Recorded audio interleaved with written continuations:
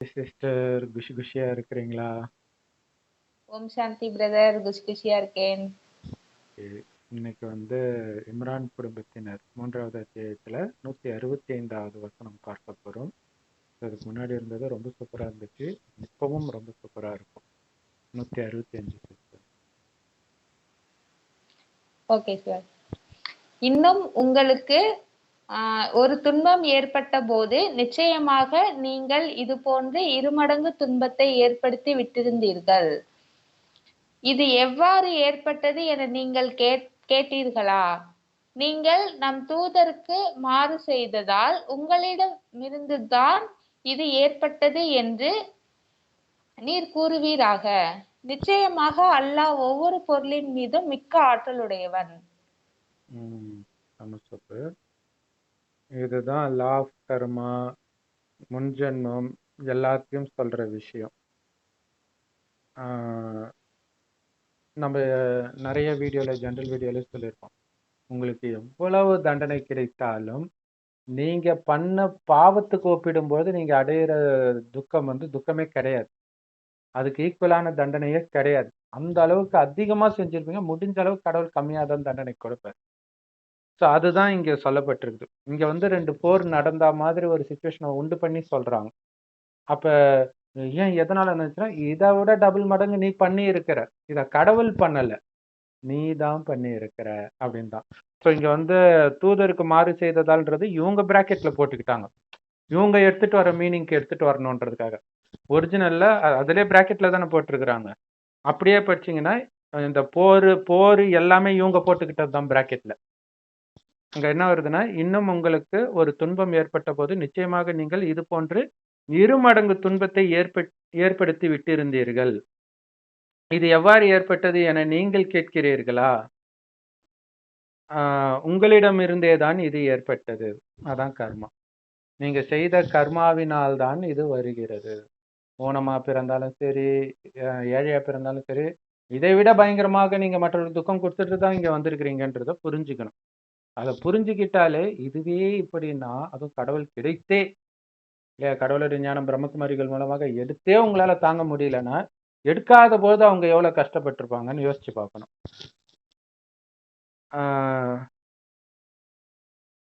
நிச்சயமாக அல்லாஹ் ஒவ்வொரு பொருளின் மீதும் மிக்க ஆற்றலுடையவன்.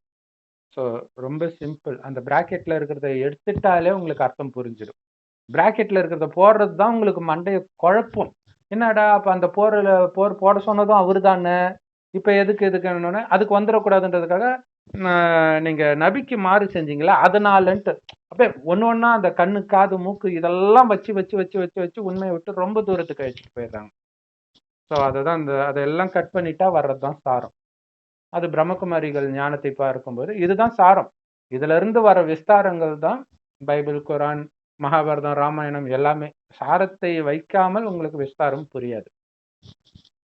சரி, ஓகே சிஸ்டர். 166.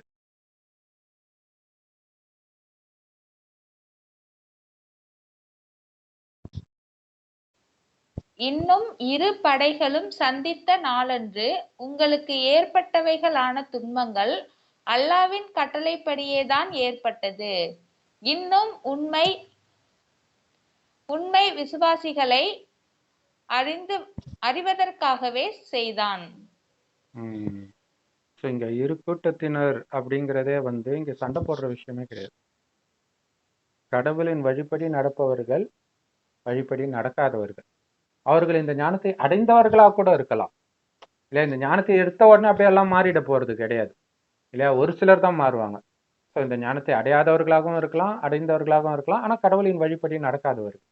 அப்ப கடவுளின் வழிபடி நீங்க எந்த அளவுக்கு நடக்கிறீங்க, கடவுள் மேல எந்த அளவுக்கு நிச்சய புத்தி, அவருடைய வார்த்தையின் மீது எந்த அளவுக்கு நிச்சய புத்தி, எந்த அளவுக்கு ஞாபகம் வச்சிருக்கிறீங்க, அது ரொம்ப முக்கியம். அப்ப இதெல்லாம் எப்ப ஞாபகம் வரும்னா, எந்த அளவிற்கு நீங்க இறைவனுடைய நினைவிலே இருக்கிறீங்க. இறைவன் செம்பொன் நிறமான ஒளி உலகத்துல நட்சத்திரம் மாதிரி இருக்கிறார் அப்படின்னு இது வரைக்கும் எந்த மதத்தையும் சொன்னது கிடையாது. ஏன்னா அது கடவுளுக்கு மட்டுமே தெரிஞ்ச ரகசியம். அல்லாவின் ரகசியம் அல்லாவிடம் மட்டுமே இருக்கிறது. அவர் வந்து சொல்லும் போதுதான் தெரியும். கடைசின்னு ஒரு வருடம் தான் அவர் வந்து சொல்றாரு. ஆத்மாக்களாகிய நாமளும் இங்கதான் இருக்கிறோம். உடம்புல வரும்போது பூர்வ மத்தியில இருக்கிறோம். கண்ணுக்கு தெரியாத நுட்பமான ஒளிப்புள்ளி ஆத்மா, கடவுளும் அதே மாதிரி தான். அதனால்தான் அவரை பார்க்க முடியறதில்லை. ஆனாலும் கடைசியில வரார். வரலன்னா இந்த ஞானமே கிடைக்காது. கடவுளை அடிச்சுக்க சொன்னார், 4 ஆளுக்கு அடிச்சுக்கிட்டு சாவுக வேண்டியதுதான். ஏன்னா எல்லா மதமும் அதான் போதிக்குது. ஸோ இப்போ வந்து இந்த ஞானத்தை கொடுக்கிறாரு. என்ன கொடுக்கிறாரு? ஆரம்பத்தில் நான் சொர்க்கமாக இதே பூமியை படைத்தேன். அங்க காமம், கோபம், பற்று, பேராசை, அகங்காரம்னா என்னன்னே தெரியாம இருந்தீங்க. அதுக்கு காரணம் ஆத்மான்னு உங்களுடைய கவனம் இருந்தது. ஆத்மா தான் கண் வழியா பார்க்குது, வாய் வழியா பேசுதுன்றது சதா ஞாபகம் வச்சு ஒருவரை ஒருவர் ஆத்மான்னு பார்த்தீங்க. ஸோ அப்ப என்ன ஆகுதுன்னா, உடலின் பக்கம் கவனம் போகல, வெளி உலகத்தின் பக்கம் கவனம் போகல. அதனால ஆத்மா சதா ஆனந்தமாக இருந்தது. காரணம் ஆத்மாவுடைய உண்மையான குணமே ஆனந்தம் தான். அது ஆனா சொர்க்கம் தான் அது. எல்லாம் அழகாக இருப்பாங்க. தங்க செங்கற்களால் கட்டப்பட்ட மாட மாளிகையில இருப்போம். பறவைகள், விலங்குகள் எல்லாமே ஃபர்ஸ்ட் கிளாஸா இருக்கும். எதுவுமே துக்கம் கொடுக்காது. இருந்தாலும் மயங்க மாட்டாங்க. ஸோ அப்படிப்பட்ட உலகத்தில் அப்படிப்பட்ட குணம் இருந்ததுனால தான் அது சொர்க்கமா இருந்துச்சு. எதுலையாவது மயங்கிட்டாங்கன்னா அதை பிடிச்சி வைக்கணும்னு தோணும், பற்று வரும். அப்பதான் மனிதன் சுயநலமாகி காமம், கோபம், பற்று, பேராசை, அகங்காரம்லாம் வந்துடும். அங்க காமம் கூட என்னன்னு தெரியாது. கணவனும் மனைவியும் நமக்கு ஒரு வாரிசு வேணும்னு நினைக்கும் போது மனைவி கர்ப்பம் அடைவார். அதனாலதான் இந்த சொர்க்கத்தில் வாழ்ந்த 33 கோடி மனிதர்களை தெய்வீக குணம் கொண்டதுனால அவர்களை தேவதைகள், தெய்வங்கள் அப்படின்னு இன்னைக்கு இந்துக்கள் கோயில் கட்டி கும்பிடுறாங்க. அவர்கள் வேற யாரும் இல்ல, மறுஜன்மம் எடுத்து எடுத்து இதே பூமி நரகமாகும்போது காமம், கோபம், பற்று, பேராசை, அகங்காரத்துல விழுந்து அனைத்தையும் இழந்து நிக்கிற நீங்களும் நானும் தான் அப்படின்ற சொல்றதுக்கு தான் கடவுள் வர. ஏன்னா இந்த ஞானம் அவர்கிட்ட தான் இருக்கு. இப்ப மீண்டும் அனைத்தையும் அடைவதற்கு மீண்டும் சொர்க்கம் வரப்போகுது. இரவு பகல் மாதிரி சொர்க்கம் நரகம் சொர்க்கம் நரகம் வரும். நரகத்தின் இறுதியில இறைவன் வரார். கலியுகம் அடையிறதுக்கு 100 வருடம் முன்பு. 88 வருஷம் ஆல்ரெடி ஆயிடுச்சு. அதனால்தான் திருவண்ணாமலை நிலச்சரிவு, கேரளா நிலச்சரிவு, நீலகிரி நிலச்சரிவு, நிறைய வெள்ளங்கள் எல்லாமே காரணம் பார்த்தீங்கன்னா உலகழிவு அதிவேகமாக நடக்கும் இனிமேல்ட்டு. அதுக்குள்ளையாவது இறைவனை நினைத்து உங்களுடைய பாவத்தை முடிந்த அளவு அழிச்சிடுங்க. முடிந்த அளவுக்கு தெய்வீக குணத்தை நிரப்பிடுங்க. அதற்காகவே இறைவன் ஒரு வயோதிகர் உடலை கடனா எடுத்து வர. கடவுளுக்கு என்ன தலையெழுத்து ஒரு உடலை கடனா எடுக்கணும்ட்டு? நமக்கு ஞானத்தை கொடுக்கணும்னா அவருக்கும் வாய் தேவை. மேல ஒன்றும் யார்கிட்டயும் பேச முடியாது. கடவுள் தூதரை அனுப்பினார். அவங்க எங்க பேசிட்டு இருக்கிறாரு? அங்க நமக்கும் காது கிடையாது கேட்கறதுக்கு, அவருக்கும் வாய் கிடையாது பேசுறதுக்கு. இங்கதான் வந்து சந்திக்கிறார். இதுதான் மங்களகரமான சந்திப்பு. ஸோ இப்ப இந்த ஞானத்தை எடுப்பவர்கள் தான் சொர்க்கத்தில் வருவாங்க. கன்ஃபார்மா வந்துருவாங்க எடுத்துட்டாலே. ஆனா என்ன பதவி? எடுத்த உடனே சொர்க்கத்துடைய என்ட்ரி இங்கதான், கடைசி பிறவி. இங்க இருந்து நீங்க மேல போகணும்னா இறைவனை நினைத்து நினைத்து காம, கோபம், பற்று, பேராசை, அகங்காரம்னா என்னன்னே தெரியாத நிலையை நீங்க அடையணும். ஆனா உலகம் எப்படி இருக்குது? காமம், கோபம், பற்று, பேராசை, அகங்காரத்தை தூண்டக்கூடிய உலகம். இதை தூண்டக்கூடிய விஷயங்கள் எல்லாம் நடக்கும். யாரால? நிராகரிப்பவர்களால, இந்த ஞானத்தை ஃபாலோ பண்ணாதவர்களால, ஞானத்தை எடுத்தா கூட. ஸோ அப்ப அது ஏன் நடக்குது அப்படின்னா கடவுள் சொல்றாரு, நீங்க எந்த அளவுக்கு ஸ்ட்ராங்கா இருக்கிறீங்கன்னு செக் பண்ணணும்ல. இப்ப அவங்களே மாயையில விழுந்துடுறாங்க, காமத்துல கோபத்துல விழுந்துறதுனாலதான் அந்த கோபம் வருது, உங்க முன்னாடி அதை காட்டுறாங்க. ஆனா அப்ப நீங்க இறைவன் நினைவுல அமைதியா இருக்கிறீங்களா? இறைவன் செம்பொன் நிறமான ஒளி உலகத்துல நட்சத்திரமா இருக்கு.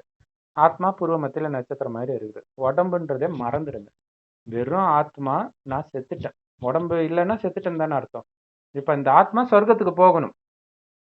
சொர்க்கத்தில் மிக உயர்ந்த பதவி ஸ்ரீ நாராயணன் பதவி. அதனால்தான் பெருமாள் கோயில்ல சொர்க்காசல் திறப்புழா கொண்டாடுறாங்க. காரணம் சொர்க்கத்தை திறந்தால் உள்ள ஆட்சி செஞ்சுட்டு இருக்கிறார் நாராயணன். முதல் லட்சுமி நாராயணன், அதான் ஆதி லட்சுமி ஆதி நாராயணன் சொல்றோம். ஸோ அப்ப அந்த அந்த பதவி அடையிறது தான் எல்லாருடைய லட்சியமும். ராஜாராணில இருந்து வெட்டியான் வரைக்கும் எல்லா பதவியும் இருக்குது.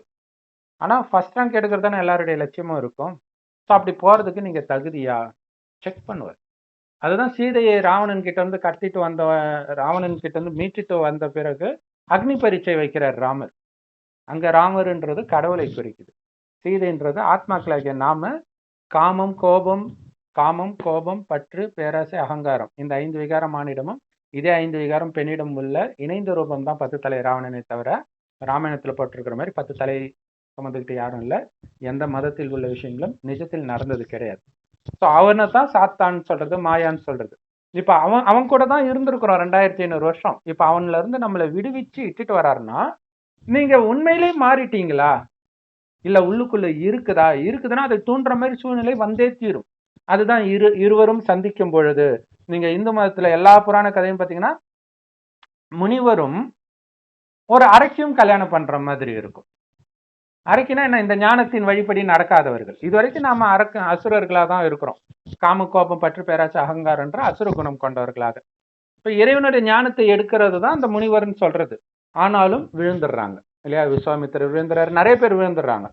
ஸோ அப்படி விழாமல் நீங்க இருந்தீங்கன்னா சொர்க்கத்துக்கு போயிடுங்க. ஸோ அதை செக் பண்றதுக்காகத்தான் இரு கூட்டத்தினரும் எதிர்கொண்ட போது உங்களுக்கு ஏற்பட்ட துன்பங்கள் அல்லாவின் அனுமதி கொண்டேதான் நம்பிக்கையாளர்களை அறிவதற்காக. இங்க துன்பங்கள் அப்படின்றது இறைவனின் வழிபடி நடந்தா நடக்காது. ஃபர்ஸ்ட் இறைவனின் நினைவுல அந்த போதையிலே இருப்போம், சொர்க்கத்துக்கு போறன்ற போதையில. இவங்க துன்பம் சகிச்சுக்கிறது இப்படி நினைச்சுக்கிறாங்க. சகித்துக் கொள்ளும் சக்தி வேணும், ஆனால் இறைவன் நினைவுல சகிக்கணும். அப்ப என்ன ஆகுனா, இது ஒரு பெரிய விஷயமா தெரியாது, உங்களுக்கு ஆனந்தமா இருக்கும். ஆஹா, இவ்வளவு திட்டினாலும் நான் என் மனம் கொஞ்சம் கூட சலனம் ஆகலையே, கொஞ்சம் கூட வேதனைப்படலையோ, கோபப்படலையோன்னு உங்களுக்கு ஆச்சரியமா இருக்கும். அப்படி இருக்கிறீங்களா? இந்த உடலை விட்டு உயிர் பிரிகிற வரைக்கும் உங்களுக்கு டெஸ்ட் பேப்பர் வந்துகிட்டே இருக்கும், சோதனை. அத்தனையும் சிரித்த முகத்தோடு எதிர்கொள்றீங்களா ஸ்ரீகிருஷ்ணர் மாதிரி? இல்லையா? அவர் புல்லாங்குழல் வாசிச்சுக்கிட்டே இருக்கிறார் ஆனந்தமாக. ராமர் சண்டை போட்டுட்டு இருக்கிறார் வில்லு. அப்ப மாயையோட யுத்தம் பண்ணிக்கிட்டே இருக்கார் கடைசி வரைக்கும். ஆனா கிருஷ்ணர் எடுத்தோடனே ஜெயிச்சிட்டார். ஸோ அதனால்தான் எடுத்ததுல இருந்தே அவருக்கு எப்பவுமே தோல்வி கிடையாது. சின்ன வயசுல இருந்தே அவருக்கு தோல்வி கிடையாது இல்லையா? ஸோ அப்படி நீங்க இருந்தீங்கன்னா, அதனால்தான் அங்க நாராயணனா அவர் பிறக்கிறார். ஸோ அங்க கிருஷ்ணர் அப்படி பண்ணதாக காட்டினதெல்லாம் இப்ப இந்த கடைசி 100 வருடத்தில் நம்ம இறைவனை நினைத்து மாயையை வெல்றோமா, இறைவன் மீது எந்த அளவுக்கு நம்பிக்கை இருக்குது, எந்த அளவுக்கு அன்பு இருக்குது அப்படிங்கறது சோதிக்கிறதுக்காக தான். ஸோ ரொம்ப அற்புதமான பாயிண்ட் இது. இன்னும் எல்லாமே வரும். அடுத்தது சொல்லுங்க சிஸ்டர். 167. Okay brother. சொல்லுங்க. இன்னும் முனாஃபிக்குகளாக ஆகிவிட்டார்களே, அவர்களையும் அறிவித்து விடுவதற்காகத்தான் இவ்வாறு செய்தான். விசுவாசிகளே, அந்த முனாஃபிக்குகளிடம் நம்முடன் சேர்ந்து அல்லாஹ்வின் பாதையில் யுத்தம் புரிய வாருங்கள், அல்லது அந்த நிராகரிப்பவர்களை நீங்கள் தடுத்து கொள்ளுங்கள் என்று அவர்களிடம் கூறப்பட்டதற்கு, யுத்தம் பற்றியதுதான் என்று இதனை நாங்கள் அறிந்திருந்தால் உங்களை தொடர்ந்தே வந்திருப்போம் என்று அவர்கள் கூறினார்கள். அன்றைய தினம் அவர்கள் விசுவாசத்தை விட நிராகரிப்புக்கே மிகவும் சமீபத்தில் இருந்தார்கள். தங்கள் இதயங்களில் இல்லாதவைகளையே அவர்கள் தங்கள் வாய்களால் கூறுகிறார்கள். மேலும் அவர்கள் தங்கள் இதயங்களில் நினைத்து கொண்டிருப்பதை அல்லாஹ் மிக அறிபவன். முழுக்க முழுக்க முழுக்க முழுக்க பிரம்மகுமாரிகளுக்கு மட்டுமே பொருந்தக்கூடிய வாசகம் இப்ப படிக்கிறது எல்லாமே. நயவஞ்சகர், இதை கடவுள் துரோகின்னுவர். யாருன்னா, இறைவன் ஞானத்தை எடுத்துட்டு விட்டுட்டு போறவங்க, ஃபாலோ பண்ண முடியாம காமத்துல விழுந்துறவங்க. ஒன்ஸ் விழுந்துட்டாங்கன்னா அப்புறம் இந்த ஞானம் அந்த போதையை கொடுக்காது, போயிடுவாங்க. அப்ப கடைசியில துக்கம் வரும் பாத்தீங்களா?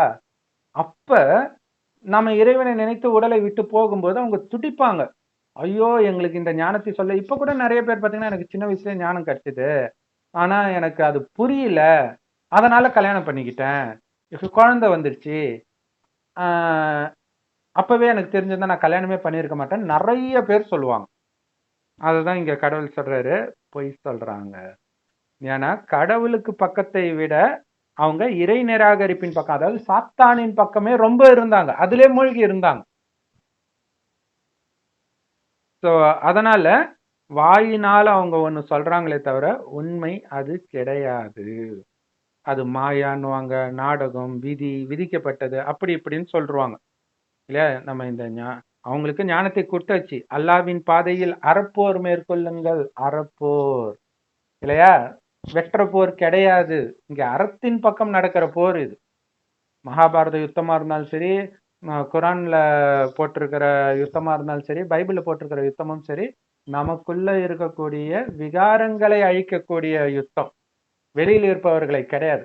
இந்த விகாரங்களை விடணும், காமத்தை விடணும், கோபத்தை விடணும், பற்ற விடணும், பேராசை அகங்காரத்தை விடணும், கரிமீனை விடணும், வெளி உலக கவர்ச்சியை எல்லாத்தையும் விடணும். அப்படின்னா போய தாத்தா மாதிரி பேசின்னு இருக்கிறாரு, இதெல்லாம் தாத்தா பாட்டி ஃபாலோ பண்றது, நாங்க வாழ்க்கையை என்ஜாய் பண்ணணும் அப்படின்ட்டு போனவங்க அவங்க. அல்லது நம்பிக்கை வந்து கூட ஏதோ ஒண்ணு கணவன் கொஞ்சம் ஃபோர்ஸ் கொடுத்தாருன்னா அப்படியே விழுந்துடுறது, மனைவி கொஞ்சம் ஃபோர்ஸ் கொடுத்தானா விழுந்துடுறது, அல்லது மற்றவர்கள் நண்பர்கள் சொல்றது அவங்களுடைய அந்த பழைய குணம் இருக்குல்ல, நண்பர்களோட ஜாலியா இருந்தது அது இப்ப இல்லையே, டே என்னடா பைத்தியம் பிடிச்ச மாதிரி இருக்க, நல்லா தானடா இருந்த, என்னடா ஆச்சு உனக்கு அப்படின்னும் போது மைண்டு வந்து அப்படியே ஒரு பக்கம் தள்ளாட ஆரம்பிக்கும். ஆமா அவங்களும் ஜாலியா இருக்கிறாங்க, நம்ம மட்டும் ஏன் இப்படி இருக்கிறோம். இந்த ஞானம் எடுத்த பிறகு அது நமக்கு சுவைக்காது. ஆனா இறைவனுடைய நினைவின் போதையில மூழ்க கத்துக்கிட்டோம், அதுல வரும் ஆனந்தம். ஆனா அந்த போதையில மூழ்காததுனால உங்களுக்கு பைத்தியம் பிடிச்ச மாதிரி இருக்கும், அப்ப திரும்பி போயிடுறாங்க. அதை தான் சொல்றாரு, அல்லாவின் பாதையில் அறப்போர் மேற்கொள்ளுங்கள், அல்லது நிராகரிப்பாளர்கள் உங்களை பிடிச்சி இழுக்கிறாங்களே அதையாவது தடுத்துக்கோங்க, உங்களை பாதுகாத்துக்கோங்கன்னு சொல்லப்பட்டது. ஆனா எங்களுக்கு இப்படி போர் செய்யணும்னு தெரியாம போச்சே, தெரிஞ்சிருந்தா உங்களை ஃபாலோ பண்ணியிருப்போமே. கடவுள் பிரம்மகுமாரிகள் மூலமாக நேற்று இன்னைக்கு முரளியில கூட சொல்லியிருப்பாரு, இதை நினைவுன்னு சொல்றதை விட போருன்னு சொல்லலாம். ஏன்னா மாயையோடு தொடர்ந்து யுத்தம், இறைவனை நினைக்க நினைக்க டக்கு டக்குன்னு வேற ஒரு நினைவை எடுத்துட்டு வந்துகிட்டே இருக்குது இல்லையா. செம்பன் நிறமான ஒலி உலகத்துல என்னுடைய அப்பா அல்ல நட்சத்திரம் மாதிரி ஜொலிக்கிறாருன்னு அன்பா நினைக்கணும்னு உட்காருவீங்க, அப்பதான் அடுப்புல பால் வச்சது ஞாபகம் வரும், இது ஞாபகம் வரும், அது ஞாபகம் வரும், ஏதோ ஒண்ணு பேசுனது ஞாபகம் இருக்கும், பார்த்த சினிமா ஞாபகம் இருக்கும், எப்பயோ கேட்ட பாட்டு தானா வாய் முணுமுணுக்கும், என்னென்னமோ. அதுதான் மாயின் யுத்தம். சோ இத பத்தி எங்களுக்கு தெரியாம போச்சு அப்படின்றாங்க, பொய் சொல்றாங்க இல்லையா. அவங்க மனசுல என்ன இருக்குதுன்னா கடவுளுக்கு தெரியும் அப்படின்னு சொல்லப்பட்டிருக்கு. ரொம்ப தமசோப்பர் இதுவும். Okay sister.